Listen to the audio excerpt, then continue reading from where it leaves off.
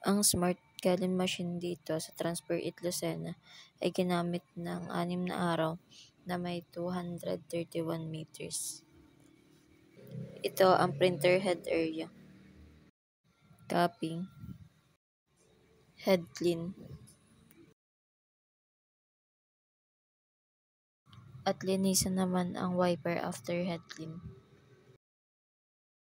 Nozzle check.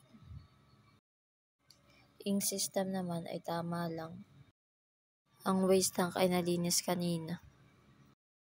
Ito ang ground wire at ABR. Nandito naman ang stocks ng used, unused. Kulang kami ngayon sa white powder at film. Ito ang records na nagamit na CMYK. 6 na powder, 6 na white, 2 film, at 1 magenta. Ito ang daily output namin. At ito naman ang checklist namin. Thank you po.